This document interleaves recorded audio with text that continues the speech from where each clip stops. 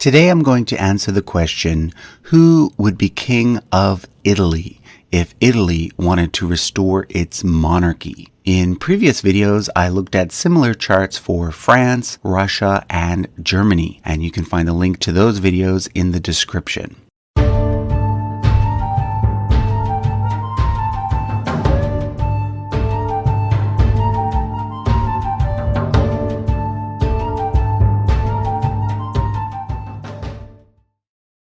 We'll start by looking at some maps. Nowadays, Italy is a single united country, and therefore many people assume that it was always that way. However, it was not.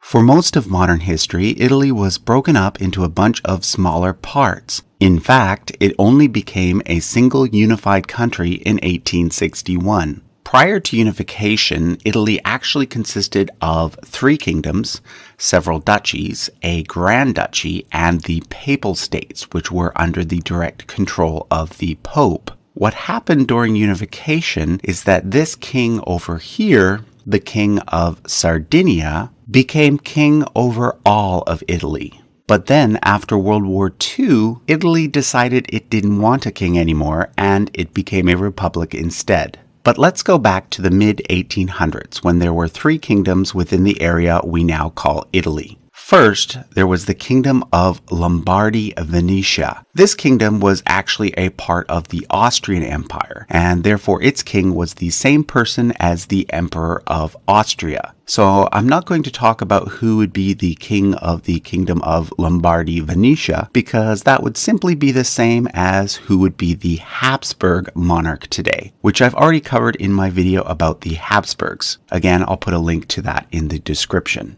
But I am going to talk about these 2 kingdoms. The Kingdom of Sardinia first, because it was their king who went on to become the king of all Italy. But I'll also talk about the Kingdom of the 2 Sicilies and answer the question, who would be the king of the 2 Sicilies today? So let's begin. The rulers of Sardinia were from the House of Savoy. The rise of the House of Savoy came in 4 stages. First, they were the counts of the region of Savoy. Second, they were upgraded to become the dukes of Savoy. Third, they expanded their territory and became the kings of Sardinia. And then fourth, they became kings of all Italy.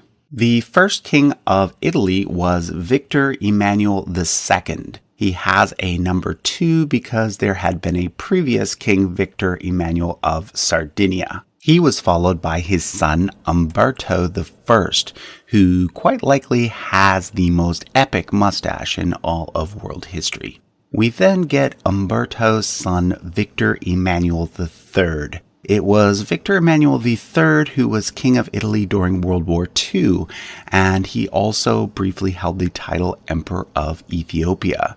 He abdicated in 1946 when it became clear that the monarchy would likely be abolished. The hope was that the people might be happier with his son, Umberto II, as king. But the people voted to become a republic, and therefore Umberto II only reigned for about a month. But Umberto II lived until 1983 and was head of the house until then. He had a son named Vittorio Emanuele, and that son is still living. You'll notice that in all of my charts, I tend to use English names for the historical rulers, but for people who are currently living, I usually use the name in that person's language. So here, Vittorio Emanuele is the Italian equivalent of Victor Emmanuel. Anyway, Vittorio Emanuele is currently 81 years old, and he has a son named Emanuele Filiberto. So it seems as though the answer to the question of who would be king of Italy is pretty simple. It would be this guy, and after he dies, it would be this guy. But it's actually not that easy. You see, Vittorio Emanuele did something that at the time royals and former royals were not supposed to do. He married someone of unequal rank. In other words, someone who was not a member of the nobility. This is called a non-dynastic or morganatic marriage.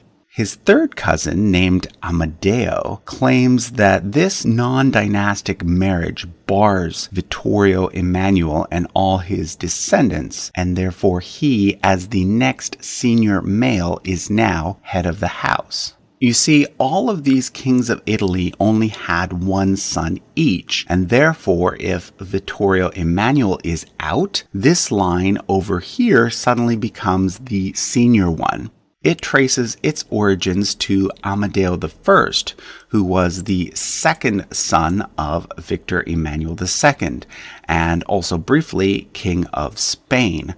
There was a period of 3 years between Queen Isabella II of Spain and her son Alfonso XII, when Spain flirted with the idea of making the House of Savoy the ruling house in Spain as well as in Italy. But this didn't last, and therefore the line reverted to its next most important title, which was the Duke of Aosta, Amadeo being the current duke.